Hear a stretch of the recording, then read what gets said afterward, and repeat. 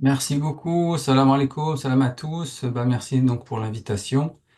On va essayer de rentrer dans le vif du sujet dans ce mois de Ramadan, qui est aussi justement le mois de la méditation par excellence. Et dans l'introduction que j'avais envoyée, je disais que dans les sciences islamiques, il y a ce qu'on appelle les rayat ou les maqasid, et notamment relativement au Coran. Les rayat ou les maqasid, c'est ce qu'on appelle les objectifs essentiels. Euh, et donc le Coran a des messages particuliers, a des objectifs de transmission. On peut citer par exemple l'unicité, évidemment, les vertus, le fait de prescrire la bienfaisance et de proscrire la malfaisance, de promouvoir la science et la réflexion, d'inciter à œuvrer pour le bien, d'annoncer la bonne nouvelle, de mettre en garde contre la menace, de promouvoir l'amour, la miséricorde, etc.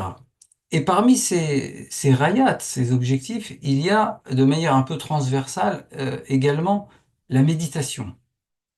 Et avant d'entamer ce sujet, je vais juste vous lire les titres. Donc, le premier point qu'on va aborder, c'est comment le Coran parle-t-il de méditation? Le deuxième point, comment le Coran parle-t-il de conscience? Et enfin, en dernier lieu, je donnerai quelques pistes par rapport aux modalités de la méditation en islam, parce que c'est une question que tout le monde se pose également. Donc, comment le Coran parle-t-il de méditation? Alors, j'ai l'habitude de dire de manière un peu exagérée ou provocante que le Coran ne parle que de méditation. Alors, qu'est-ce que j'entends par là? C'est vrai que pour beaucoup d'entre nous, pendant le Ramadan, on essaie de clôturer le Coran, de le lire dans son intégralité. Et qu'est-ce qui ressort? C'est que on parle énormément dans le Coran des signes que Dieu envoie. Et ces signes, ils sont destinés à être médités. Et c'est des signes extérieurs, mais aussi intérieurs, on va le voir. Ensuite, si on parle de récits, on sait bien que dans le Coran, les récits sont souvent plus symboliques que proprement historiques ou proprement exhaustifs.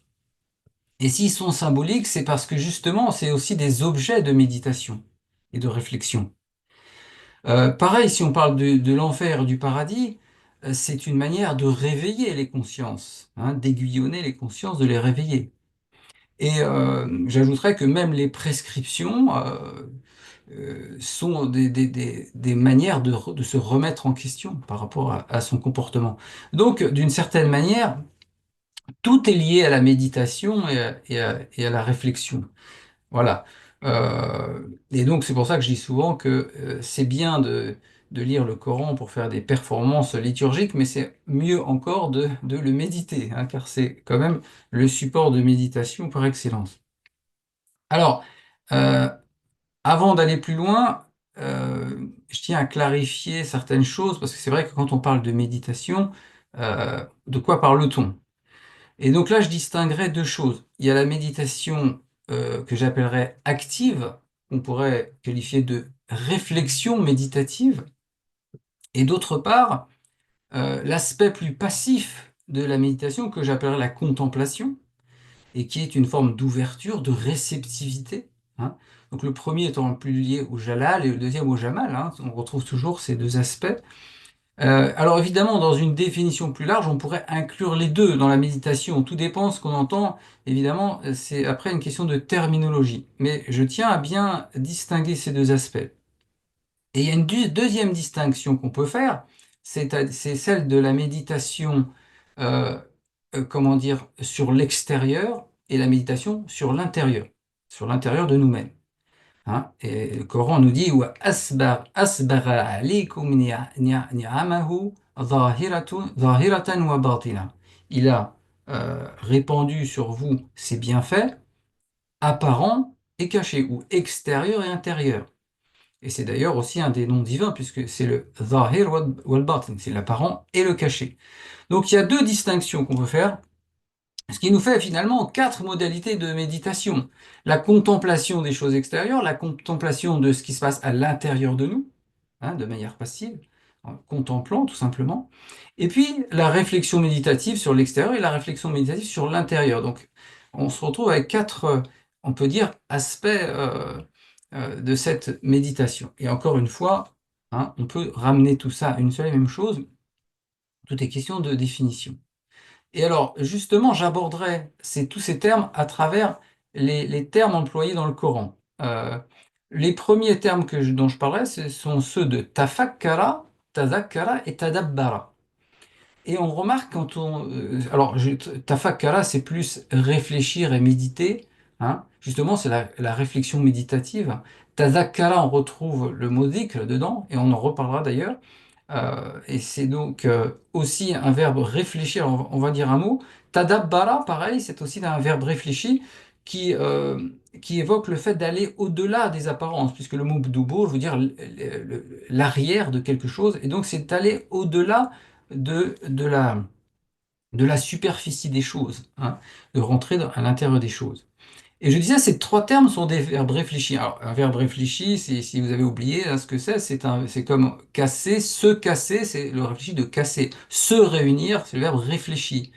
Et donc, la différence entre, par exemple, zakara, mentionner ou rappeler, et tadhakkara, ça renvoie à quelque chose d'intérieur. Hein, donc, il y a une distinction entre azkuru et atadhakkaru en arabe. Et c'est donc ces trois termes sont des verbes réfléchis qui donc ils nous ramènent même si le support est extérieur, nous ramène à l'intérieur, une sorte de réflexion, comme on dit, la réflexion de la lumière. Voilà, donc ça, c'est les trois premiers termes dont on peut parler, et qui sont donc liés un peu à cette réflexion méditative. Deuxième terme que je voudrais aborder, c'est le mot shuhud. Alors le mot shuhud, qui est la même racine que la shahada, qui est le témoignage, ce terme signifie finalement le fait d'être témoin de quelque chose, mais d'observer, d'avoir les yeux ouverts, d'être conscient aux choses.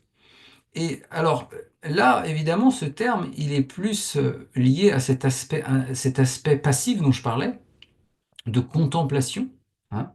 Et d'ailleurs, il y a un hadith qui nous dit Ta'arradu li nafahatillah. Donc, exposez-vous aux nafahat, c'est-à-dire aux effluves spirituels, on peut dire, de Dieu. Cette manière de se disposer, de se prédisposer, c'est-à-dire de se mettre en état de réceptivité pour recevoir ces choses-là. Et donc, un des aspects de la méditation, c'est précisément cette contemplation, cette mise à disposition de soi pour recevoir les choses. Et donc le Coran nous dit Inna fi dhalika la dhikra liman kana lahu qalbun aw alqa sam'a wa huwa shahid. Il y a en cela un rappel pour quiconque est doté de cœur, prête l'oreille et demeure observant. Alors je l'ai traduit comme ça, ici c'est le mot shahid, hein, c'est dont on parle. Et donc celui qui est shahid, qui est témoin, qui est conscient, qui a les yeux ouverts. Et alors, on peut faire aussi ici un parallèle avec un autre passage qui est très intéressant, qui nous dit سنريهم آياتنا في الآفاق وفي أنفسهم حتى يتبين لهم أنه الحق أولم يكفي بربك أنه على كل شيء شهيد. Nous leur montrerons nos signes dans les horizons et en eux-mêmes jusqu'à ce qu'il leur devienne manifeste que c'est la vérité. Ne leur suffit-il donc pas que Dieu est témoin de toutes choses? Et ce qui est intéressant, c'est que c'est le même terme qui est employé, si bien que certains mystiques se posent la question, qui est le shahid, qui est le témoin, qui est l'observateur? Mais ça, on va y revenir plus loin à travers une autre question, un autre terme. Ensuite, je viendrai sur un autre terme qui est celui de muhasaba. Alors pourquoi muhasaba? Ça vient de hisab, qui veut dire les comptes, c'est le fait de se demander des comptes. C'est parce que c'est le point de départ de l'introspection. Et donc, cet aspect intérieur de la méditation. Muhasaba, c'est se demander des comptes à soi-même, hein. Et un hadith nous dit Hasibu anfusakum qabla an tuhasabu. Demandez-vous des comptes avant qu'on ne vous en demande. Et dans le Coran, très intéressant, on a un passage qui nous dit فَأَمَّا مَنْ أُوتِيَ كِتَابَهُ بِيَمِينِهِ فَيَقُولُ هَاؤُمُ اقْرَءُوا كِتَابِيَهْ إِنِّي ظَنَنْتُ إِنِّي مُلَاقٍ حِسَابِيَهْ. Quant à celui qui recevra son livre dans sa main droite, il dira Voici mon livre, lisez-le. J'étais dans l'attente de recevoir mon compte. Et vous voyez, celui qui est dans l'attente de recevoir son compte, c'est celui qui s'est déjà demandé des comptes à lui-même. C'est celui qui pratique déjà l'examen de conscience et qui est prêt, qui est disposé, il a déjà fait le bilan, hein. Et le Coran nous dit que voilà, chacun Euh, et Basira, il voit hein, sa personne. Il a la capacité d'observer sa propre personne, pour peu qu'évidemment qu'il ouvre les yeux. Et alors, cette muhasaba, c'est le point de départ, mais cela mène à quoi? Bah, cela mène à se, s'interroger sur tout ce qui constitue notre être, et, euh, et en particulier les pensées, les émotions, mais aussi et surtout les mobiles intérieurs. Qu'est-ce qui nous met en mouvement? Quand on sonde notre être, quand on médite sur soi, on en vient à se poser les questions, qu'est-ce qui me motive? Qu'est-ce qui est ma motivation profonde dans l'existence? Pourquoi je me lève tous les matins? Quel est mon objectif? Et un passage coranique nous dit Inna sa'ata atiyatun akadu ukhfiha litujza kullu nafsin bima tas'a. L'heure arrive, je la cache presque pour que chaque âme soit rétribuée pour ce à quoi elle concourt. Alors j'ai traduit le mot tas'a, qui veut dire aussi courir, justement. C'est courir vers quelque chose. C'est pour ça que j'ai traduit par concourir ici. On pourrait le traduire aussi par s'employer activement. C'est-à-dire, cette âme, à quoi elle tend? Vers quoi elle court? Quel est son objectif? Quels sont ses mobiles intérieurs? Et c'est la question à laquelle on doit être amené à se poser. Quels sont nos mobiles intérieurs? Hein, d'ailleurs, en français, on dit aussi courir à sa perte, hein, vous voyez, pour voir un peu le parallèle entre tassa, qui veut dire à la fois courir, et concourir à quelque chose, aspirer hein, à quelque chose. Et alors, au-delà des mobiles, il y a justement l'immobile. Et l'immobile, en arabe, c'est le qayyum. Hein. Et évidemment, quand on arrive à ce questionnement sur l'immobile, on rentre évidemment dans un des domaines des mystères divins, puisque vous savez que Dieu nous dit Huwa al-hayyul qayyum. Il est le vivant et le qayyum. Alors, le qayyum, c'est l'immobile, c'est l'immuable. Et le vivant, c'est ce qui bouge, parce que quand quelque chose ne bouge plus, on dit qu'elle est morte. Et donc, on a ici une sorte d'aporie ou hein, de mystère divin qui nous dit qu'il est à la fois celui qui bouge, celui qui se meut, celui qui est en mouvement, qui vit, et en même temps, il est l'immuable. Hein. Et à l'intérieur de nous, il y a ces mêmes deux aspects. Et, euh, et donc, il est important voilà, de savoir sonder son être et de retrouver ces deux aspects de notre être. Euh, alors ensuite, j'aborderai un autre terme qui va peut-être vous paraître hum, étrange ici, c'est le mot dhikr. Car le mot dhikr, c'est vrai qu'il veut dire le souvenir, il veut dire aussi le rappel, mais dans le Coran, il est souvent opposé au mot rafla, qui veut dire l'inconscience et l'insouciance, si bien que dans certains aspects, le dhikr, c'est une forme de méditation. Et on verra que, en tant que verbe, c'est un peu une méditation, une contemplation, et en tant que nom, c'est aussi une conscience. C'est ce qu'on va voir juste après. Par exemple, un passage coranique nous dit وَاذْكُرْ رَبَّكَ فِي نَفْسِكَ تَضَرُّعًا وَخِيفَةً وَدُونَ الْجَهْرِ مِنَ الْقَوْلِ بِالْغُدُوِّ وَالْآصَالِ وَلَا تَكُنْ مِنَ الْغَافِلِينَ. Et invoque ton Seigneur en toi-même. D'ailleurs, le mot ici, enfin l'expression en toi-même, on peut aussi la comprendre de deux façons ici. Hein. C'est-à-dire invoque Dieu en silence, c'est-à-dire sans faire de bruit, en toi-même, ou bien invoque Dieu en toi-même, c'est-à-dire en méditant sur toi-même. Vous voyez. Avec humilité et crainte, en récitant en deçà d'une voix forte le matin et le soir, et ne sois pas au nombre des insouciants, des inconscients. C'est le mot rafil ici, hein, qui veut dire justement cela, inconscient, insouciant. Et donc on voit que le mot uzkur, ici, il est mis en parallèle avec ne sois pas des inconscients, des insouciants. Hein. Et comme je disais tout à l'heure, à partir du mot dhikr, on obtient aussi le mot tazakkara, hein, qui est la forme réfléchie, et donc qui donne un aspect encore plus réflectif, justement, hein, de cette forme de rappel ou de comment dire, de rappel à la conscience, on pourrait dire. Vous voyez? Et alors, ce qui est très intéressant avec ce terme dhikr, c'est que dans le Coran, c'est une fin en soi. C'est une rayat, justement. On a parlé des rayats tout à l'heure, hein, des objectifs. Euh, Parce que le Coran nous dit, par exemple, euh, La ilaha illa ana fa'budni wa aqimis salata li dhikri. Pas de Dieu si ce n'est moi, adore-moi et accomplis la prière pour mon souvenir. Ce qui laisse entendre que la prière n'est pas une fin en soi. La prière, son objectif, c'est le dhikr. Et donc le dhikr est une fin en soi, contrairement à la prière qui, elle, est un moyen de revenir au dhikr. Sinon, on s'en tient à ce passage.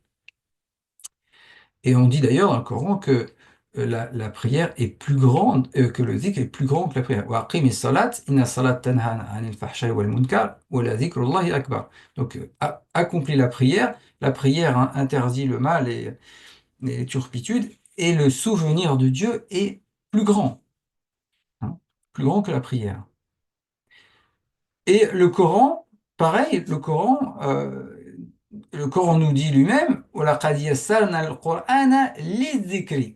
Nous avons facilité le Coran pour le souvenir. C'est-à-dire que le Coran lui-même, son objectif, c'est ce rappel à la conscience. فَهَلْ مِن مُدَّكِرٍ. Y a-t-il quelqu'un pour se souvenir, pour se mettre en état de conscience, de rappel conscient, si on peut dire. Hein. Et c'est d'ailleurs pour ça que le Coran est qualifié de dhikr. Et attention, parce que certains font une inversion. Hein. Ils pensent que c'est le dhikr veut dire signifie le Coran. Non, c'est le contraire. C'est parce que le Coran est un rappel qu'il est qualifié de dhikr et non l'inverse. Et donc le dhikr est une invocation permanente, une fin en soi, hein, puisque vous savez, il y a tous ces passages qui disent hein, الَّذِينَ يَذْكُرُونَ اللَّهَ قِيَامًا وَقُعُودًا وَعَلَى جُنُوبِهِم, ceux qui invoquent Dieu debout, assis sur leur flanc. Hein. Et puis le Coran nous dit aussi Ya ayyuhalladhina amanu uzkuru Allaha dhikran kathiran. Il n'y a pas de. Alors, vous qui croyez, mentionnez Dieu beaucoup, abondamment. Et il n'y a aucune adoration à part le zikr, dont le Coran nous dit faites-le beaucoup, hein, sans limite. Hein. Chaque chose a une limite. La prière a une limite, le jeûne a une limite, mais le zikr n'a pas de limite.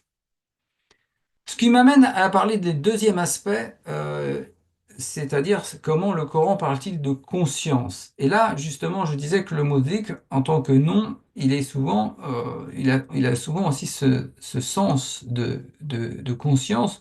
Par exemple, dans le passage, on dit, voilà, man aghfalna qalbahu an dhikrina. N'obéis pas à celui dont nous avons rendu le cœur inattentif, c'est le même terme que tout à l'heure, rafla, hein, aghfalna, rendu inattentif relativement à notre souvenir, à notre mention ou à notre conscience.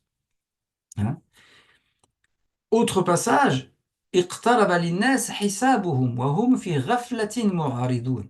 Hein, le compte des gens approche et eux se détournent insouciants, hein, et se détournant. Ma ya'tihim min dhikrin, nul nouveau rappel ne leur vient de leur part de leur Seigneur, min rabbihim muhdathin illa istama'u wa hum yal'abun, sans qu'ils ne l'écoutent badin en jouant, et le cœur distrait. Lahiyatan qulubuhum. Et lahiya, ici c'est un autre terme mais qui aussi signifie l'insouciance, lahou, c'est la distraction. Hein. Et donc, encore une fois, le mot rafla ici est opposé à dhikr. Et donc, le dhikr est une modalité de la conscience. Et en tout cas, un rappel à la conscience. Vous voyez. Et d'ailleurs, ça m'amène à parler d'un sujet un peu annexe, mais qui est intéressant. C'est que si on observe le passage coranique qui nous dit Ud'u Allah wa antum muqinun non, ça c'est le hadith qui nous dit Ud'u Allah wa antum muqinun bil ijaba. Donc invoquez Dieu en étant euh, parfaitement certain de la réponse, que la réponse vous viendra. وَاعْلَمُوا أَنَّهُ لَا يَسْتَجِيبُ دُعَاءً مِنْ قَلْبٍ غَافِلٍ لَاهٍ. Et sachez que Dieu ne répond pas à l'invocation d'un cœur Rafilin lahin. Et c'est les deux termes qu'on vient d'utiliser, c'est-à-dire la rafla, inconscience, et lahu, qui veut dire aussi un terme assez proche. Et ce qui est intéressant, c'est que dans la Fatiha que nous lisons tous les jours, qu'est-ce qu'on dit? On dit Iyaka na'budu wa Iyaka nasta'in. C'est toi que nous adorons et c'est de toi que nous demandons l'aide. La demande d'aide est une doua. Mais qu'est-ce qui précède la demande de l'aide? C'est l'adoration. Et qu'est-ce qu'on vient de dire? C'est que la mère des adorations, si on peut dire, en tout cas l'adoration qui est une fin en soi, le souvenir, le dhikr. Et donc, il n'y a pas de si l'adoration précède la demande, c'est parce que Dieu ne répond qu'à ce. Et si je reprends euh, le hadith qui vient que je viens de mentionner, sachez que Dieu ne répond pas à un cœur inconscient, insouciant. Et un autre passage du Coran très intéressant qui nous dit ceci: وَإِذَا سَأَلَكَ عِبَادِي عَنِّي فَإِنِّي قَرِيبٌ. Si mon serviteur t'interroge à mon sujet, sachez que je suis proche. Je réponds à l'appel de l'invoquant lorsqu'il m'appelle. Ujibu da'wata da'i idha da'ani. Et regardez les termes qui sont employés. Lorsque mes serviteurs ou mes adorateurs, car ibad, c'est ça, lorsque mes adorateurs m'interrogent, t'interrogent à mon sujet, eh bien je suis proche, je réponds à l'appel de l'invoquant. Et ici, le terme, c'est donc le même que dans la Fatiha. Iyyaka na'budu wa iyyaka nasta'in. Autrement dit, le prérequis de la réponse, c'est l'état d'adorateur. Voilà, c'est une petite parenthèse, mais je trouvais que c'était euh, en lien quand même avec ce qu'on vient de dire. Ce qui m'amène à parler d'un autre terme qui est le mot wahy, qui en arabe moderne d'ailleurs veut dire la conscience en général, et qu'on trouve dans le Coran sous la forme de wahy. لِنَجْعَلَهَا لَكُمْ تَذْكِرَةً وَتَعِيَهَا أُذُنٌ وَاعِيَةٌ. Pour en faire d'elle un rappel et pour que des oreilles conscientes en soient conscientes, si on peut dire. Alors, ce qui est intéressant, c'est que le mot why, ça veut dire aussi la contenance de quelque chose. Euh, El-wi'a, c'est un contenant. Et du coup, le mot why, euh, on peut le mettre en lien avec ce qu'on appelle l'élargissement de la conscience. Car c'est ce qui contient les choses. C'est ce qui Et si vous élargissez ce contenant, eh bien, vous élargissez votre capacité à être conscient des choses et donc à prendre conscience des choses. Donc c'est un terme tout à fait intéressant qu'on trouve dans le Coran, hein. Ensuite, le mot qalb. Alors, ce qui est intéressant, c'est que c'est vrai que souvent dans le Coran, quand on dit le cœur, on évoque la conscience, hein. Par exemple, أَفَلَمْ يَسِيرُوا فِي الْأَرْضِ فَتَكُونَ لَهُمْ قُلُوبٌ يَعْقِلُونَ بِهَا. Hein, ne parcourent-ils pas la terre afin qu'ils aient des cœurs au moyen desquels ils raisonnent, ils réfléchissent, hein. Donc, souvent dans le Coran, quand on parle de cœur, vous ferez attention, hein, souvent il s'agit en fait pas de la conscience, hein, la conscience. Et ce cœur est le lieu justement de la vie. Et la vie, quand on parle de vie, évidemment, on parle de la conscience, la vie des cœurs. Ya ayyuhalladhina amanu stajibu lillahi wa rasul idha da'akum lima yuhyikum. Ô vous qui croyez, répondez à Dieu et à son envoyé lorsqu'il vous appelle à ce qui vous donne vie. Évidemment, on est tous déjà vivants, a priori. Donc de quoi il s'agit ici? Ce qui vous donne vie, c'est-à-dire vous donne une vie consciente, ce qui vivifie vos cœurs. Hein. Et d'autres passages disent par exemple innamal mu'minuna alladhina idha dhukira Allahu wajilat qulubuhum. Hein, les croyants sont ceux qui, lorsque Dieu est mentionné, dhukira wajilat qulubuhum, leur cœur frémissent, leur cœur. Hein. Et donc la vie des cœurs, euh, c'est le zikr justement. Et qu'est-ce qui procède de cette vie, nous dit le Coran? On va suivre le texte coranique. أَوَمَنْ كَانَ مَيْتًا فَأَحْيَيْنَاهُ وَجَعَلْنَاهُ نُورًا. Hein. Est-ce que celui qui était mort et que nous avons ramené à la vie et à qui nous avons assigné une lumière, hein, يَمْشِي بِهِ فِي النَّاسِ, avec laquelle il marche parmi les gens, كَمَنْ مَثَلُهُ فِي الظُّلُمَاتِ. Est-il comme celui qui est dans les ténèbres? Et donc, celui à qui l'on donne vie, dans le Coran nous dit, on lui donne une lumière en parallèle. أَفَمَنْ شَرَحَ اللَّهُ صَدْرَهُ لِلْإِسْلَامِ وَهُوَ عَلَى نُورٍ. Hein? Est-ce que celui dont Dieu dispose la poitrine à s'ouvrir à la pacification, islam, hein, et qui détient ainsi une lumière venant de son Seigneur, hein. Et la suite du passage nous dit euh, Min Rabbi, فَوَيْلٌ لِلْقَاسِيَةِ قُلُوبُهُم مِّن ذِكْرِهِ. Malheur donc à ceux dont les cœurs se sont endurcis vis-à-vis du souvenir de Dieu. Et alors là, ça m'amène à parler d'un terme qui malheureusement est souvent mal compris, c'est celui de taqwa. Et pourtant, c'est un des termes les plus essentiels du Coran parce que, regardez, après la Fatiha, qu'est-ce qu'on a? Alif Lam Mim Zalikal Kitabu la rayba fihi hudan liman lil muttaqin. Ceci est le livre, pas de doute en lui, une guidance pour qui? Pour les muttaqin, les gens de taqwa. Et alors la taqwa, c'est tellement important dans le Coran que le Coran nous dit لَقَدْ كَرَّمْنَا بَنِي Adam, nous avons honoré les fils d'Adam, et il dit plus loin Inna akramakum indallahi atqakum. Le plus noble d'entre vous, c'est celui qui a le plus de taqwa. Alors qu'est-ce que c'est la taqwa? Eh bien, la taqwa, c'est le fait de préserver la conscience, justement. Et alors là, je vous raconterai une petite histoire pour illustrer ça. C'est l'histoire d'un jeune homme qui voulait apprendre la sagesse. Et alors, il se met en chemin et il demande autour de lui où est-ce que je peux apprendre la sagesse.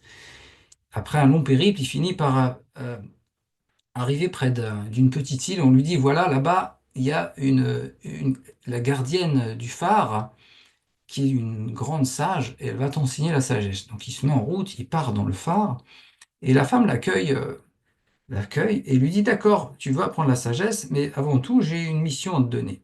Tu vas partir de la maison ici et tu devras tous les jours aller vers aller allumer le phare avec cette lampe à huile, hein. Et alors, il part, mais évidemment, c'est un lieu où les tempêtes font tout le temps, presque tout le temps rage, et donc il fait 100 mètres, 200 mètres, et à chaque fois la lampe s'éteint, il revient, et il s'épuise, et au bout d'un mois, il finit par réussir à atteindre le phare et à allumer le phare.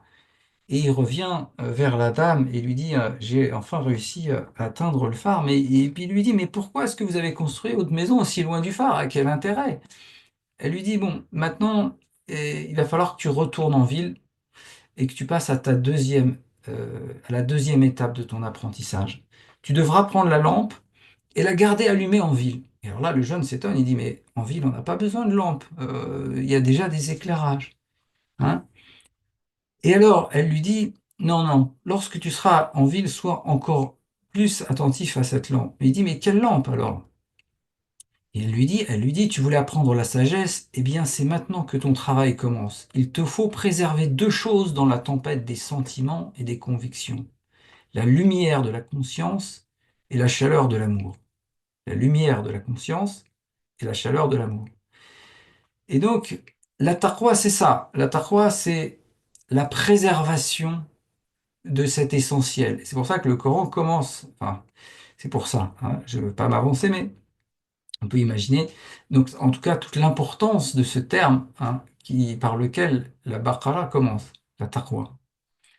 Et ce qui est très intéressant, c'est que si on fait un parallèle avec le verset de la lumière, qu'est-ce qu'il nous dit le verset de la lumière? Allahu nuru samawati wal ard mathalu nurihi ka mishkatin fiha misbah. El misbahu fi zujaja. Donc il dit, Dieu est la lumière des cieux et de la terre, sa lumière est semblable à une niche dans laquelle est une lampe, et la lampe est dans un cristal. Et donc ce cristal, alors évidemment ce passage a de nombreuses interprétations, mais certains disent que la lumière dont il s'agit, c'est la lumière du croyant, hein. Et certains disent c'est la lumière de Dieu, d'autres c'est la lumière du croyant, plusieurs interprétations, et je trouvais assez intéressant de faire un petit parallèle avec ça, cette lumière qu'il faut préserver dans le cristal de la taqwa. Et alors, ça m'emmène au dernier terme dont il faut parler, c'est celui du ruh, car on ne peut pas parler de conscience sans parler du ruh. Et évidemment, quand on parle du jour, on aborde le mystère des mystères, car d'ailleurs, vous savez, il y a beaucoup de mystères dans le Coran, notamment lorsqu'on aborde tout ce qui est dualité divine, si on peut dire. Par exemple, on a parlé tout à l'heure du Hayy et du Qayyum, hein, de l'immuable et du vivant. On pourrait aussi parler de l'apparent et du caché. On pourrait parler du un et du doté des différents attributs. Autant de mystères théologiques euh, qu'on continue à débattre éternellement. Mais le mystère du Ruh, c'est celui dont le Coran dit lui-même que c'est un mystère, d'une certaine manière, puisqu'il dit Ruh min amri Rabbi, c'est l'affaire de mon Seigneur, ou l'ordre de mon Seigneur, hein, l'affaire de mon Seigneur, c'est-à-dire que, et puis il ajoute que on ne vous a donné que peu de science. Donc c'est le mystère dont le Coran déclare d'emblée, hein, que c'est un mystère. Alors là, je me permettrai de citer un petit passage parce que c'est vrai que quand on aborde ce sujet-là, euh, il faut être très, comment dire, prudent, hein, très mesuré. Et alors, je vous citerai un petit passage que j'avais écrit dans un article sur la souffrance que j'ai. Alors, car si dans son aspect transcendant, l'être divin exclut tout point d'identité avec sa création, car nulle chose n'est semblable à lui, dans son aspect immanent, il n'exclut aucun point de proximité et de présence à celle-ci. Nous sommes plus près de lui que sa veine jugulaire. Où que vous tourniez, là est le visage de Dieu. Dieu est vaste et très connaissant. Alors que l'esprit soit créé ou incréé, en cet aspect d'immanence, Dieu demeure le témoin en toute chose, intelligible ou sensible, extérieur ou intérieur. Ne suffit-il pas que ton Seigneur soit témoin de toute chose? Et le Coran. Alors, évidemment, hein, vous savez, dans la théologie musulmane, le ruh est considéré par la plupart des savants comme une création, ce qui est très contre-intuitif d'ailleurs, puisque le Coran nous dit il a insufflé en lui de son esprit.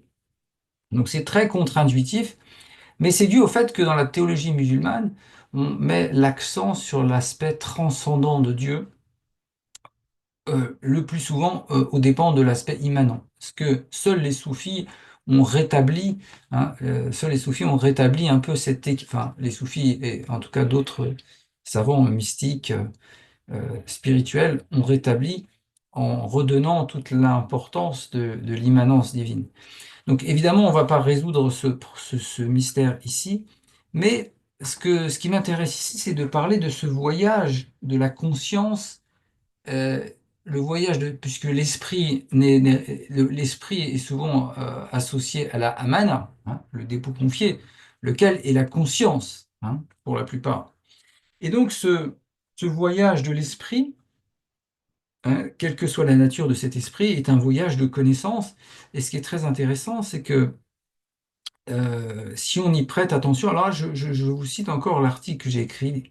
Euh, si l'on y prête attention, deux sciences se confondent dans le récit d'Adam, celle de Dieu et celle de l'homme, comme si à travers l'esprit, Dieu en était à la fois le pourvoyeur et le légataire. Les anges dirent, vas-tu établir quelqu'un qui sèmera la corruption, répandra le sang, alors que nous célébrons tes louanges et te glorifions et que nous te sanctifions? Le Seigneur dit, je sais ce que vous ne savez pas. Et il enseigna à Adam tous les noms. Et remarquez bien qu'il dit, je sais ce que vous ne savez pas, donc on parle d'une science, et il enseigne à Adam les noms des choses. L'esprit demeure ainsi à la croisée du céleste et du terrestre, entre le fil noir de l'inconnaissable et le fil blanc du connaissable. Car c'est dès lors que Dieu insuffle en Adam de son esprit qu'il demande aux anges de se prosterner devant lui. Lorsque je l'aurai formé et que j'aurai insufflé en lui de mon esprit, tombez prosterné devant lui. Et donc il y a un lien évident entre connaissance et entre l'esprit, hein, qui passe, cette connaissance qui passe justement par la conscience, hein, qui est cet esprit. Voilà, et alors, pour ne pas trop m'étendre, donc ça évidemment, hein, c'est un mystère, un grand mystère, donc on va pas résoudre ce mystère ce soir, mais et je voulais, du coup là je vais passer un peu là-dessus. Euh, euh, pour dire tout simplement que euh, au, comment dire, à l'intérieur de la méditation, de la contemplation, on arrive au silence hein, intérieur. Donc, on pourrait parler pendant longtemps de quelles sont les modalités de cette méditation. Mais justement, je vais ici donc aborder le troisième chapitre, les modalités universelles et traditionnelles de la méditation et de la contemplation. Car c'est vrai qu'en islam, on se pose souvent, on peut parfois se poser cette question de quelle est la modalité de la méditation. Hein, en dehors du cadre confrérique où il y a des rituels bien définis et clairs, parfois les gens se disent mais comment on fait? Quel est notre, quelles sont les prescriptions? Alors, il y a beaucoup de choses évidemment, mais je donnerai un petit essentiel parmi d'autres. C'est cette fameuse recommandation qui est un hadith, hein, qui est de dire Subhanallah walhamdulillah wa la ilaha illallah wa Allahu akbar. Pourquoi? Parce que si on observe bien ces formules, vous verrez que c'est extrêmement intéressant. Alors souvent, on commence aussi par l'istighfar, qui est donc la demande de pardon, qui est une forme de centrage. C'est la demande de pardon, c'est une manière de se recentrer. Ensuite, dans ce hadith, on a Subhanallah. Or, Subhanallah, c'est une forme d'émerveillement. La meilleure traduction à mes yeux, c'est exalté soit Dieu, hein, parce que Sabaha, ça évoque l'élévation. Et donc, c'est l'idée de s'émerveiller face au signe divin. Et cet émerveillement nous rappelle l'état de l'enfant, l'état de la ummiya, justement, la pureté intérieure. Donc le subhanallah, c'est l'état de retour à la pureté intérieure. Alhamdulillah, c'est remercier pour la bienfaisance. Or, que dit Razali à propos de l'amour? Il dit que l'amour procède de la bienfaisance. Alors évidemment, c'est un raccourci, mais c'est vrai que c'est un aspect intéressant, c'est que la bienfaisance, quand vous faites du bien à quelqu'un, il finit par vous aimer, hein, malgré lui même.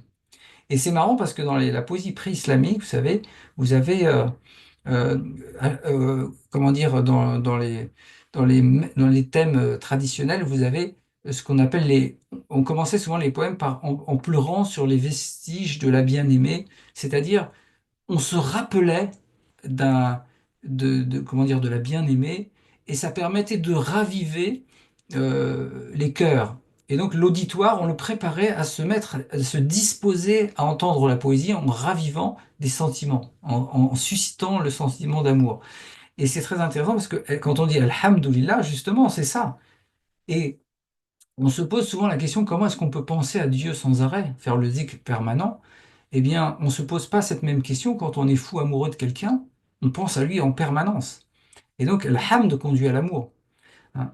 Et donc, on a pureté de Subhanallah, on a l'amour de Alhamdulillah, et ensuite on a la ilaha illallah, qui est l'exclusion du moi et de la dualité, hein. C'est l'unicité, c'est s'oublier soi-même. Ce qui peut sembler être, je dis souvent, on pense souvent que c'est le, le pilier le plus facile en islam, c'est de dire la ilaha illallah. Mais si on suit le Coran qui nous dit Ara'ayta man ittakhadha ilahahu hawahu, as-tu vu celui qui a pris pour Dieu ses passions? Ça devient alors le pilier le plus difficile. Car qui n'a pas de passion? Qui ne suit jamais ses passions? Bref, ça c'est une petite parenthèse. Donc la ilaha illallah, c'est l'exclusion du moi, hein, et de la dualité. Et puis Allahu Akbar, Dieu est plus grand. Je rappelle que dans la prière, on dit plus de 100 fois par jour, hein, si on fait les deux rakats sunnah du Fajr, ne serait-ce que ça, on arrive à 100 fois Allahu Akbar, qui veut dire Dieu est plus grand. Dieu est plus grand, ça veut dire quoi? Ça veut dire qu'on doit élargir notre conscience. Et tout à l'heure, on a parlé du mot wahy, la conscience qui est le contenant, vous voyez? Et donc, Allahu Akbar, c'est l'élargissement de la conscience. Et donc, en pratiquant juste ce, ce dhikr, qui est une prescription prophétique, puisque c'est un hadith, hein, c'est un hadith connu, et rien qu'en faisant ça, on est sur une modalité de méditation très intéressante. Voilà. Donc, voilà ce qu'on peut dire. Après, on pourrait parler aussi des noms divins, évidemment, qui sont aussi des supports de méditation, de glorification. Et puis, pour terminer, évidemment, on a le Coran, car le Coran est à la fois un objet de méditation et un support de glorification. Un objet de méditation parce que chaque verset est appelé un signe. Et donc, de même que les versets, que les signes extérieurs sont qualifiés de ayah, chaque verset est qualifié de signe. Donc, c'est un support de méditation et en même temps un support de glorification, car quand on récite le Coran, Subhanallah hina tumsuna wa hina tusbihun, wa lahu alhamdu fi samawati wal ardi wa ashiyan wa hina tuzhirun, يخرج الحي من الميت ويخرج الميت من الحي ويحيي الأرض بعد موتها وكذلك تخرجون. C'est exalté soit Dieu aux abords du soir et aux abords du jour. À lui se doit louange dans les cieux et dans la terre, le soir et le midi. Il sort le vivant du mort et le mort du vivant. Il redonne vie à la terre, et c'est ainsi que vous serez ressuscités. Voilà, je m'arrêterai là-dessus parce que j'ai déjà je me suis beaucoup étendu. Donc, voilà, je m'arrêterai ici et je laisserai la place à... Évidemment, c'est un sujet très vaste, donc j'ai été extrêmement synthétique et j'ai certainement sacrifié beaucoup de sujets, hélas. Mais peut-être que ce sera rétabli par les questions des gens ou les remarques d'ailleurs des gens. Merci Mina, beaucoup, Monsieur De Vos, pour votre intervention. Donc, marhaba. oui, on va commencer la session de questions-réponses. Alors, j'invite tous les participants à les poser dans l'onglet Q&R en bas de votre écran. Mhm. La première question, alors c'est plutôt une question de praticité, enfin de pratique de Hakim, qui se demande comment développer en fait sa réceptivité par rapport à la méditation. Mhm. On a déjà abordé, mais est-ce qu'on peut avoir Ouais.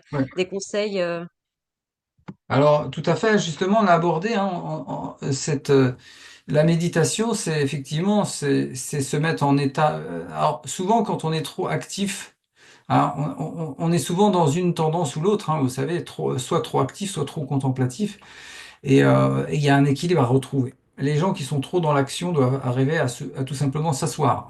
Ça a l'air bête comme conseil, mais s'asseoir, s'arrêter de courir, c'est déjà se disposer à la contemplation, hein. C'est pour ça que, bon, voilà, souvent on dit faut se contempler la nature, s'asseoir sur un rocher et contempler la nature, c'est la contemplation. Et puis après, on peut reconduire cette contemplation à l'intérieur de soi, car on a dit qu'il y a la contemplation de l'extérieur, mais il y a aussi celle de l'intérieur. Et les deux sont liés, hein, évidemment. Les deux sont liés. Hein. Je ne sais pas si je réponds, mais voilà, en tout cas. Merci beaucoup. Merci beaucoup. Une question sur la taqwa. Est-ce que la taqwa peut être assimilée à la préservation de la fitra, le fait d'avoir conscience de Dieu et de son existence? Alors, c'est une très bonne question, puisque justement, el amana, el iman, aussi, hein, quand on dit iman, c'est aussi le fait quand on dit que Dieu est le mu'min, ça veut dire qu'il est celui qui est fidèle, qui sécurise, hein. On ne dit pas que Dieu, qu'il est croyant, donc le terme mu'min, il porte en lui ces deux aspects de foi et de sécurisation de quelque chose. Et il s'agit pour le mu'min, pour le croyant, de sécuriser le dépôt confié, c'est-à-dire la amana. Et donc effectivement, la taqwa, c'est ça. Et cette amana, bah, c'est cette conscience qui est en nous, qui fait partie de notre fitra, justement. Puisque quand on se dé... enfin, les maîtres soufis hein, disent, lorsque vous levez les voiles, et que sont les voiles? Eh ben, les voiles, c'est déjà les convictions, les croyances, tous les conditionnements, hein. Tout ça, c'est des voiles. Et ensuite, il y a les émotions, il y a les sentiments, il y a les mobiles dont je parlais tout à l'heure, de revenir au mobile intérieur. Et donc, lever les voiles, c'est revenir à l'état primordial, à la fitra, hein. Et c'est d'ailleurs tout le cheminement spirituel, il est là, hein. Il y a pas j'ai rien ici à inventer de très spécial, hein. Mais effectivement, la taqwa, c'est la préservation. Alors c'est vrai que souvent on traduit taqwa par la crainte. Alors méfiez-vous parce que, en fait, c'est assez simple. Si vous voulez, Effectivement, si vous êtes un criminel et que vous êtes sur le point de faire quelque chose de mal, la taqwa se traduit en crainte. Parce que, évidemment, on dit, ah tiens, si vous avez un tant soit peu de conscience et de foi, que vous dites, ah, je vais faire quelque chose de mal, donc cette, cette, comment dire, cette taqwa, alors, qui se transforme en une forme de crainte. C'est pour ça que parfois on le traduit abusivement par la crainte de Dieu. Mais c'est très réducteur, en fait, parce que toute la taqwa n'est pas crainte. La taqwa, c'est d'abord un sentiment de, comment dire, d'attention, d'être attentif aux choses. Vous voyez? Mais si on est attentif à Dieu, à sa présence, et qu'on est sur le point de faire quelque chose de mal, évidemment, ça devient une crainte, hein. C'est pour ça que, voilà, donc, voilà, gardez ça à l'esprit parce que ça me semble vraiment très important. Et comme je disais, en plus, la taqwa, c'est tout, au tout début du Coran. Le plus noble d'entre vous est celui qui a le plus de taqwa, dit le Coran. Donc, c'est pas du tout rien. Si on comprend pas ce terme, si on le comprend par crainte, c'est-à-dire que celui qui a le plus de taqwa, c'est celui qui a le plus de crainte, ça ne veut plus rien dire, hein. Ou en tout cas, c'est extrêmement réducteur. Voilà, je sais pas si j'ai répondu, mais. Merci. Alors, on reçoit énormément de messages de remerciements et de gratitude hein, dans le chat. Je voulais simplement vous passer le mot. Alors, on a une autre question une question de Jérémy, alors que je vais vous la lire. Mhm. L'introspection révèle que les motivations profondes sont souvent des angoisses existentielles qui se dissimulent et se transforment sans cesse. Ce que l'on croit être, l'identité que l'on se donne, est souvent la réponse à une angoisse profonde. Comment lâcher prise et redevenir un enfant, est-ce vraiment possible? Alors, je pense là qu'on fait référence à l'abandon de la volonté propre qui a déjà été mentionné. Donc voilà, si vous avez un... Alors, oui, mais alors c'est vrai que dans la question, il y a une affirmation aussi que c'est une angoisse et je suis pas sûr qu'on puisse dire que c'est le cas de toute personne. C'est-à-dire que je pense que chacun est fait différemment et que les mobiles profonds et comment dire, les conditionnements profonds, les réflexes égotiques, les, toutes ces choses-là dont parlent très bien les psychologues, hein, diffèrent d'un individu à l'autre. Mais le cheminement, justement, il est individuel. On ne peut pas le calquer un modèle pour tout le monde. Et donc, effectivement, le premier pas, c'est de repérer en soi ces choses-là et après de trouver les remèdes. Et à chaque. D'ailleurs, les noms divins sont des remèdes hein, en soi. C'est vrai qu'on le pratique très peu, alors que c'est une recommandation divine, coranique. Hein. Lillahi al-asma'ul husna fad'uhu biha. À Dieu sont les plus beaux noms, invoquez-le à travers ces noms. Et donc, celui qui a peur, il peut invoquer le hafiz. Celui qui est dans l'angoisse, il peut invoquer le hafiz. Celui qui est radin, il peut invoquer le karim. Vous voyez ce que je veux dire? C'est, il y a, comment dire, dans les noms divins, des pistes pour chacun, hein. Et le tawakkul, effectivement, j'ai pas évoqué le mot tawakkul, mais c'est vrai que c'est un terme qui est aussi intéressant, hein. Tawakkul, le fait de s'en remettre à Dieu, c'est aussi une des modalités pour se libérer justement de la crainte, de l'angoisse, de s'en remettre à Dieu, hein. Mais voilà, ça nécessite aussi le feu, hein. Dans certaines traditions soufis, on travaille sur les quatre éléments aussi, parce que celui qui a un excès d'eau, il faut qu'il rajoute du feu. Et il y a comment dire, les quatre formes d'ascèse qui sont liées à ça. Par exemple, tout ce qui est excès d'eau peut être contré par la veille. La veille, c'est le feu, hein. Etc. Mais ça, je ne veux pas rentrer là-dedans, mais c'est des choses documentées, vous pouvez vous trouver ces choses-là, hein. C'est assez intéressant parce que c'est des modalités très pratiques de travail sur soi, pour travailler sur les quatre humeurs, hein, ce qu'on appelle les quatre humeurs, mais voilà, qui sont aussi une manière d'aborder l'être humain dans un découpage bien spécifique, quoi. Mm. Merci beaucoup. Ben, justement, une autre question sur la manière d'aborder la constitution de l'être humain. Quelle approche faites-vous dans l'imbrication qui existe entre l'esprit, le cœur et l'âme? Merci. Alors, concernant l'esprit et l'âme, les savants musulmans sont majoritairement d'avis que le nafs n'est qu'une coloration du ruh. Ça veut dire quoi? Ça veut dire que bah, c'est un peu comme la lumière. La couleur est à l'esprit ce que l'âme est, enfin, est à la lumière ce que l'âme est à l'esprit. C'est-à-dire que le ruh, c'est la lumière indifférenciée. Et ensuite, elle descend, elle se colore, elle prend une teinte particulière. Et c'est justement ça, les caractéristiques humaines ne sont que des colorations. Et donc cet esprit qui continue à circuler, il circule, mais il a pris une teinte particulière. Et donc, bah, évidemment, le travail est de revenir aussi à l'essence hein, de cette âme qui est l'esprit. Mais ça, c'est la vie majoritaire. Mais c'est une question qui fait l'objet de débats quand même. Hein. Alors, je ne peux pas non plus être catégorique sur ces questions comme ça, mais c'est ce que généralement on dit.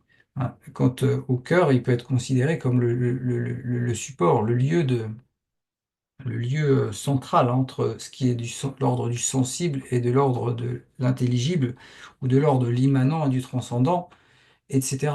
Hein, c'est le cœur, c'est le point central entre les deux aspects de l'être. Hein. Voilà. Et donc il y a aussi, on pourrait parler aussi du corps, parce que effectivement, hein, le corps, il est lié à l'immanence. Hein. Et l'âme est liée, est liée dans son essence hein, à l'esprit, à la transcendance. Mais évidemment, on ne peut pas non plus les séparer, car, hein, comme on l'a dit, si Dieu est à la fois l'apparent et le caché, dans sa création, on a aussi ces deux aspects hein, dans l'être humain, on a aussi ces deux aspects. C'est-à-dire, on a nos sens qui nous relient au monde créé, aux choses manifestées, et puis on a notre esprit qui nous lie au monde, au monde de l'esprit, mais aussi au monde intelligible. Donc ça, c'est un vaste sujet, hein, mais je ne crois pas pouvoir y répondre comme ça en 5 minutes. C'est beaucoup trop vaste comme question. Merci beaucoup. Alors, on a deux questions qui se recoupent un peu. Vous en avez parlé au début de l'intervention, de l'importance du dhikr.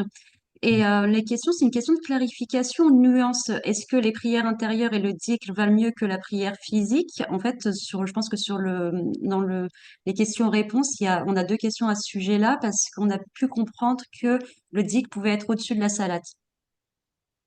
Excusez-moi, vous pouvez reposer la question, j'ai été distrait un instant. Oui, alors une question de clarification, Ouais. est-ce que les prières intérieures et le dhikr valent Hmm. mieux que la prière physique?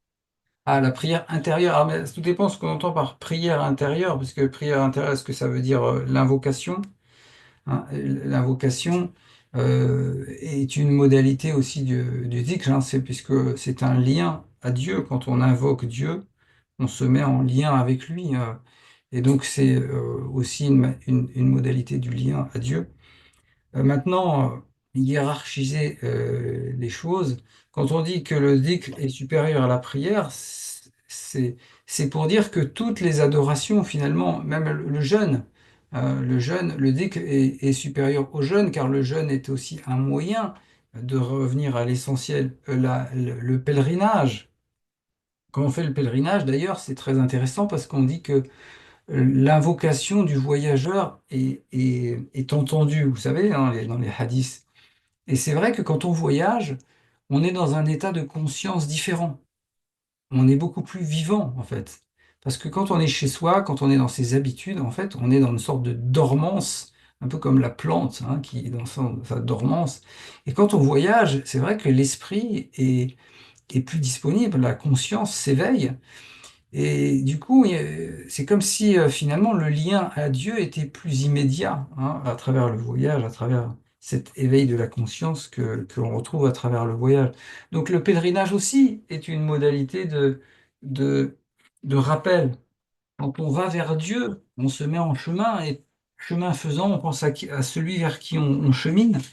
Et puis quand on arrive auprès de lui, eh bien, on pense à lui encore plus, etc.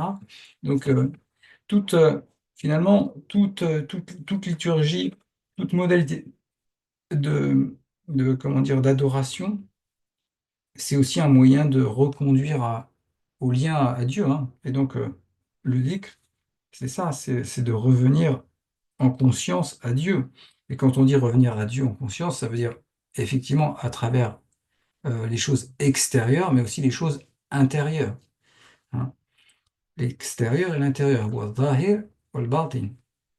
Hein. Voilà, je ne sais pas si je réponds à Oui, cette oui, question. oui, très bien, merci beaucoup.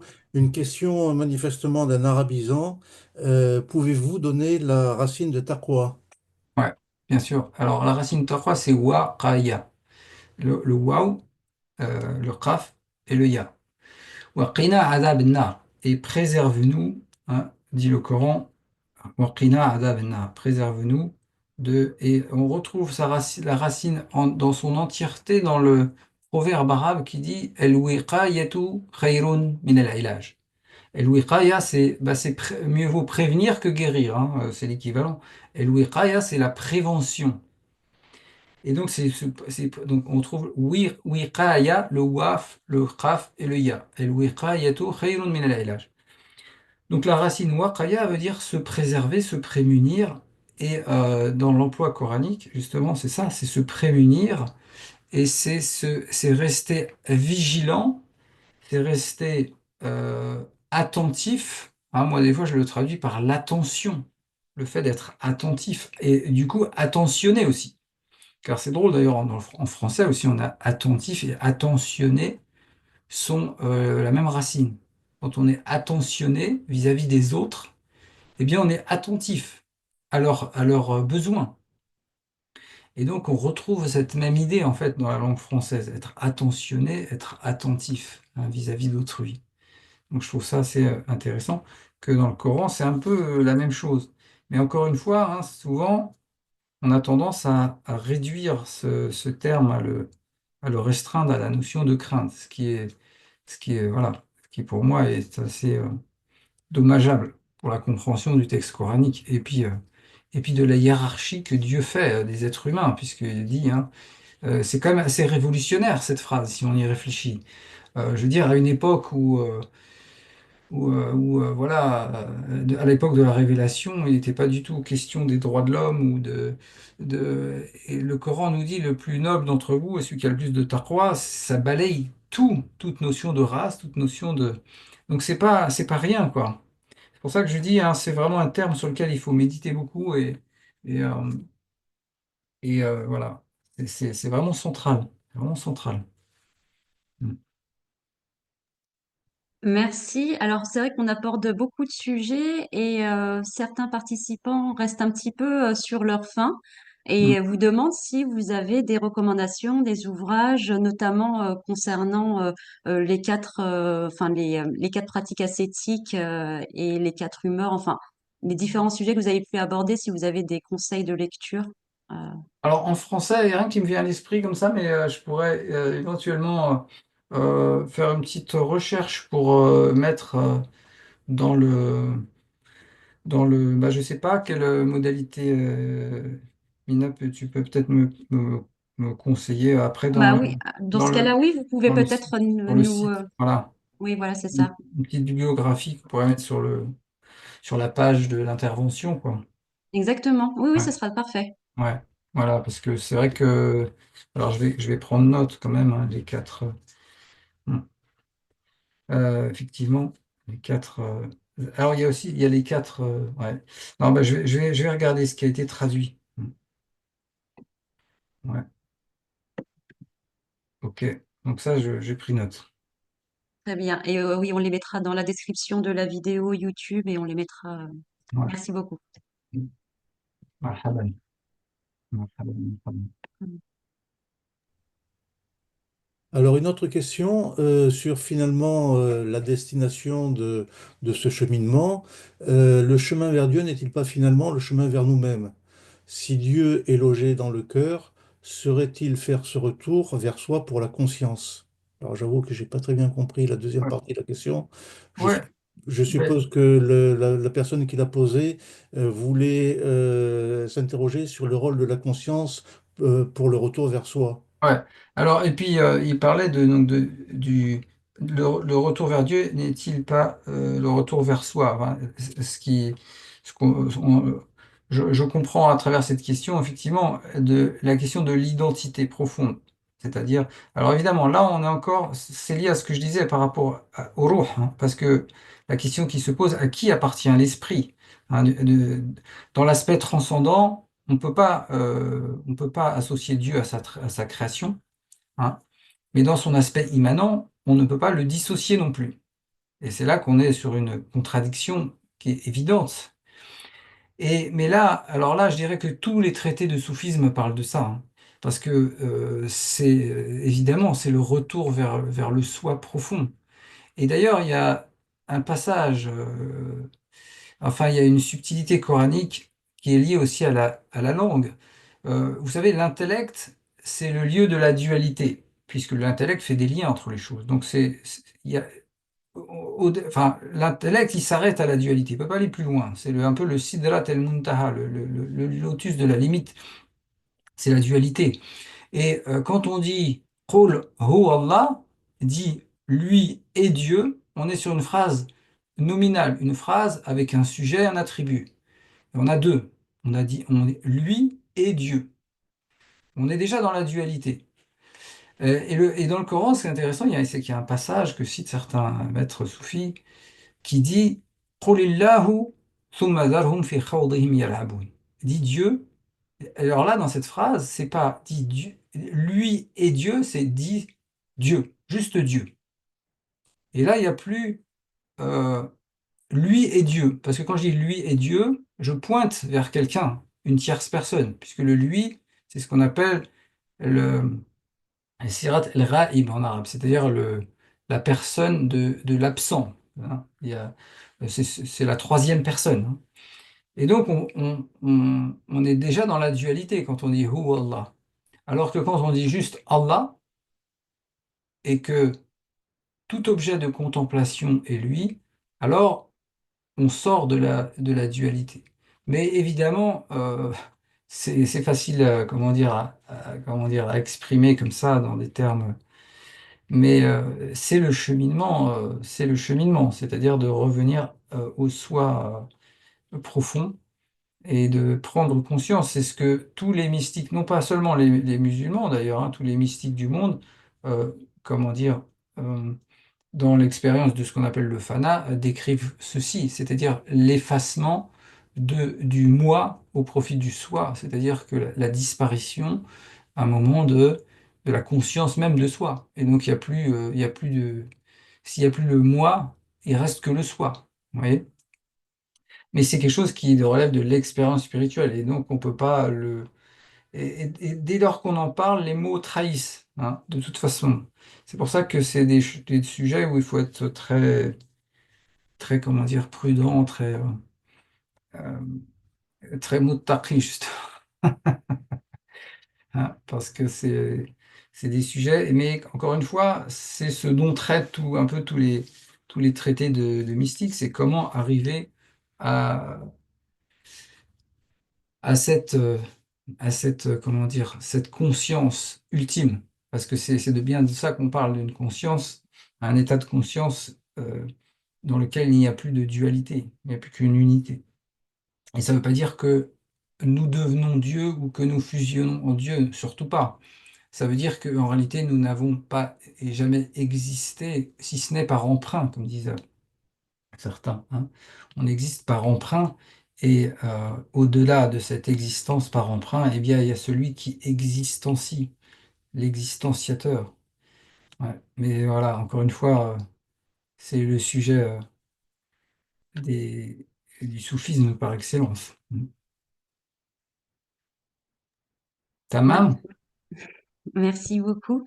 Je vais laisser la parole à Eric peut-être pour un dernier échange. Nous remercions tous les participants. Nous arrêtons là la session de questions-réponses. شكرا. شكرا مينا، شكرا على سيدي عبد الوحيد. Oui, salam alaikum. السلام عليكم. Merci beaucoup, مرحبا. Idriss. Merci, merci.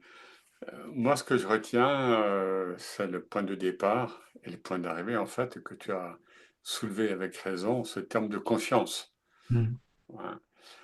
Euh, tu l'as employé évidemment pour aborder ce terme ou cette racine donc de taqwa, donc Mhm. wakaya, wikaya, enfin, Mhm. et tout ce qui est construit en forme dérivée dans le Coran et dans la langue arabe, bien sûr. Mhm. Et tu l'as aussi employé pour le terme el-amana, hein, Mhm. dans le verset 33-72, Mhm. le ayat el-amana, hein, le Mhm. verset fondamental, donc où Dieu propose, hein, el-amana, donc le dépôt, mais de quoi? Aux cieux, à la terre, aux montagnes, qui Mhm. refusent parce qu'elles craignent de ne pas être à la hauteur, si je puis dire. Mhm. Et Ok. seul l'homme s'en est l'a pris sur lui, mais il est Zaloum Jaroul. Il Mhm. est terrible ce verset. Très rapidement, parce que c'est vraiment, je crois, dans le cœur de ton intervention, hein. Mhm. On- les, les- Dans le Coran, les cieux, la terre et les montagnes sont accordés au féminin pluriel. Mhm. Donc, ce sont des choses dotées de raison et de conscience, sinon Mhm. ce sera accordé au féminin singulier en Mhm. arabe, hein. Mhm. Donc, et puis elles refusent, donc conscience. Ouh là là, ce dépôt de la conscience. Et là, je suis bien d'accord avec toi. On traduit souvent ici et ailleurs, hein, dans le Coran, des termes clés, j'allais dire au rabais. Mhm. Et les ulama, pour calmer un peu, enfin il ne faut pas Mhm. que les gens aillent chercher trop loin. C'est la conscience, évidemment, hein. On dit El Amana, c'est le dépôt de la foi, c'est le dépôt de la science, mais sans conscience, il n'y a rien, hein. Et, et tout est là dans la pédagogie divine, hein, donc coranique, et dans le soufisme, hein. Mhm. Parce que finalement, nous avons tout en nous, mais tant que nous n'avons pas, comme tu l'as dit aussi, dévoilé, hein, tu as parlé du cache, fait Mhm. tomber les voiles qui nous obstruent à nous-mêmes, eh bien, nous restons dans l'inconscience. Alors, Mhm. cette inconscience, elle peut être fragmentaire, elle peut être, comment dire, temporaire, mais si c'est le cas, nous savons que nous Mhm. sommes inconscients. Mais que nous avons oublié que nous sommes inconscients, là, bon, le cher Alaoui notamment en parle en termes très clairs. Écoute, merci parce que d'avoir mis ces termes-là, et puis évidemment, nous n'oublions pas que notre association s'appelle Conscience Soufie, c'est pas un hasard. Mhm. Mhm. Et pour moi, c'est un terme clé, hein. Mhm. Encore une fois, l'être humain, il n'y a pas de péché originel en islam, il y a pas, nous venons de Dieu et à lui nous retournons. Mhm. Donc, simplement, qu'est-ce que j'ai envie, ici et maintenant, dans ma vie de ce monde? Et donc, c'est une histoire de conscience. Et souvent, plus ça va, je me dis que tout le tasawwuf, tout le soufisme, c'est une affaire de conscience, c'est-à-dire de progrès, de conscientisation, hein, dans notre réflexion, c'est-à-dire se voir soi-même. Mhm. Qu'est-ce que je suis réellement? Et là, bien sûr, c'est les expériences du fana, du baka, Mais oui. dont on parle de manière souvent comme que c'était quelque chose de réservé à quelques personnes. Le fana, le baka, on peut à notre mesure l'éprouver. On peut le vivre, je veux dire, même dans des moments on dit que parfois lorsque nous perdons la conscience immédiate des choses, nous sommes dans un état d'auto-hypnose, on dit. Mhm. Eh bien, c'est parfois à ces moments-là que le mental, donc la dualité, lâche prise, et c'est là que peuvent intervenir des inspirations, à tout le monde, hein, à Mhm. tout le monde, à tout à chacun, à tout à chacune. Voilà, ben Mhm. écoute, merci encore. Ben, Et merci à toi. C'est vrai que c'est voilà, c'est vrai que c'est important de rappeler ça que effectivement on voit ça comme quelque chose de forcément très loin et En tout cas, on peut avoir des étincelles de ça, de ces consciences-là à notre niveau, quoi. Ouais. Oui, Ben, merci beaucoup en tout cas de l'invitation, ça m'a fait vraiment plaisir. Et puis voilà. Et puis bon Ramadan à tous, bonne fin de bonne fin de Ramadan. Ramadan. Méditons le Coran. Voilà, jusqu'à la fin, Inch'Allah.